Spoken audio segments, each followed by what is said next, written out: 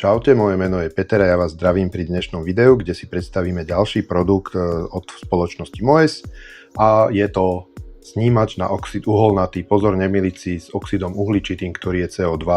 My sa budeme baviť o snímači na CO. Produkt si hneď vybalíme, ukážeme si, čo je v balení.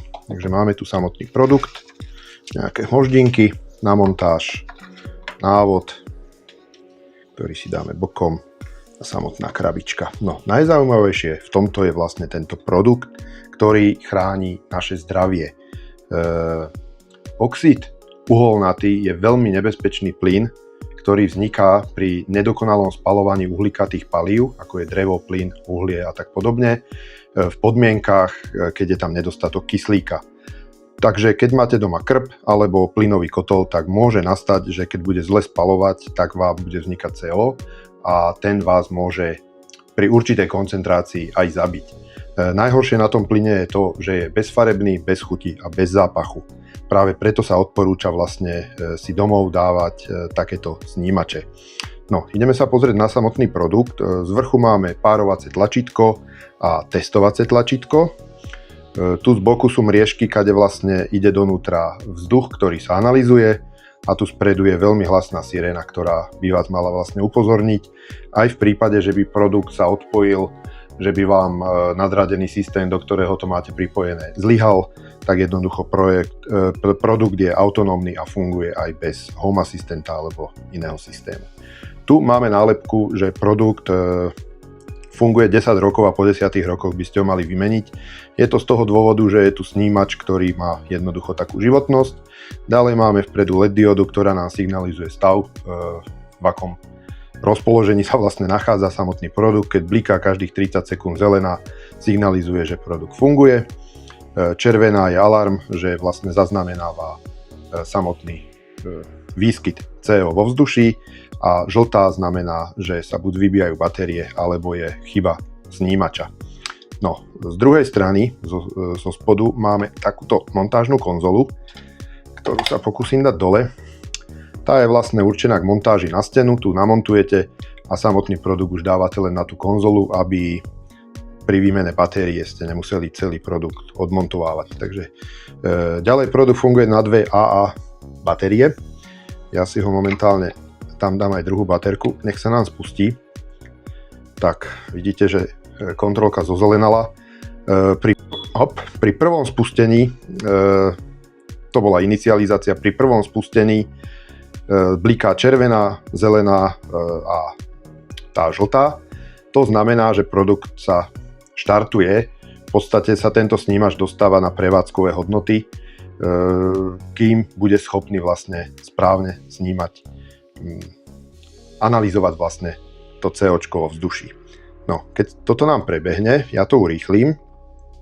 No, produkt sa nám naštartoval, zostala nám blikať len zelená ledka každých 30 sekúnd, čo znamená, že produkt je v pohotovostnom režime a sníma vlastne to CO.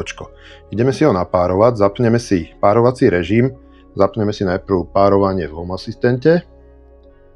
Tak, povolíme vyhľadávanie produktu a 3-krát rýchlo stlačenie vlastne tohoto párovacieho tlačítka zapneme na ňom párovací režim. Rozblikala sa nám zelená ledka, ktorá signalizuje, že produkt je v párovacom režime. A keď sa nám napáruje, tak si ukážeme, aké má vlastne parametre v systéme a čo sa s ním dá vlastne robiť. Takže máme tu ovládacie prvky ako Silence, čo by malo stíšiť sirénu pri úniku. Ďalej snímače CO, kde sa hodnota ukazuje teraz momentálne 0 ppm. Je to hodnota, v ktorej sa merajú vlastne takéto plyny vo vzduší. Môžete si o tom pogoogliť, ak vás to zaujíma. Ďalej tu máme hodnotu oxid uholnatý, čisté. Tam sa vlastne, keď je únik, tak sa tu zmení hodnota na únik, neviem teraz, čo sa tam presne napíše.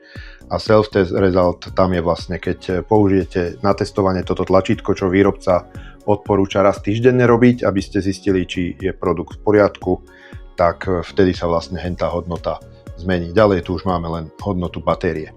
No a ideme si momentálne produkt vyskúšať, ako vlastne funguje. Čo by to bolo za testovanie bez testovania. Takže Ja som si z práce doniesol testovací plyn o hodnote 300 ppm. Zapnem si ho a ideme skúsiť do toho fúknuť.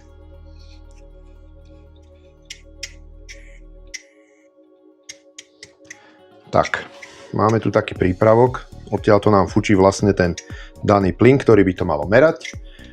Dáme ho tu z boku a budeme čakať. Urýchlim to, aby sa to vlastne...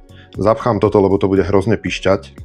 A urýchlim video, aby sme nemuseli dlho na to čakať. A v aplikácii budeme sledovať, ako nám bude narastať hodnota ppm. No ako môžete vidieť, práve sa nám spustil alarm, hodnotu nám ukazuje 230 ppm. To je z dôvodu toho, že sa mi vlastne ten kalibračný plyn zmiešal trošku so vzduchom, preto to neukazuje vlastne tých mojich 300 ppm. No, tento úsek predabúvam, pretože to pípanie bolo hrozne nepríjemné a práve sa snažím vypnúť vlastne to pípanie. Zistujem, že krátkym stlačením to nefunguje a za chvíľočku vyskúšam vlastne dlhé stlačenie. Vy ten zvuk nepočujete, ale za chvíľku ho vypnem. Tak, dlhým stlačením v ovládacích prvkoch na mobile vlastne môžete vidieť, že sa práve prepol ten prepínať silence a detektor stále ukazuje v systéme únik, ale my už nepočujeme to nepríjemné pípanie. No, možno sa pýtate, odkiaľ som zohnal vlastne tento plyn, tak v práci som revízny technik týchto zariadení po kotolniach a tam sa starám vlastne o tie profesionálnejšie prístroje a veľmi ma zaujímalo, ako je na tom vlastne tento prístroj, ktorý je v hodnote do 50 €, ako vlastne ochráni vaše zdravie, že či je na to vhodný, ako máte možnosť vidieť vlastne s kalibračným plynom, ktorý je o hodnote 300 ppm. Sme dokázali aktivovať ten snímač, dokázali sme ho s tým otestovať a sami vidíte, že to jednoducho funguje. Sám som veľmi z toho prekvapený, neočakával som vlastne, že na tak slabú koncentráciu, ako ja mám v tej fľaške plynovej, to bude fungovať, ale funguje to, takže odporúčam ho každému, kto má doma kotol, kto má rád svoje zdravie, kto má rád zdravie svojich rodinných príslušníkov. Ja by som vás poprosil už len o like na toto video, odoberať kanál, ak ho ešte neodoberáte a komentovať, môžete sa pýtať čokoľvek, upresním, dopoviem, čo som náhodou zabudol povedať vo videu a ja sa s vami lúčim, čaute, stretneme sa pri ďalšom videu.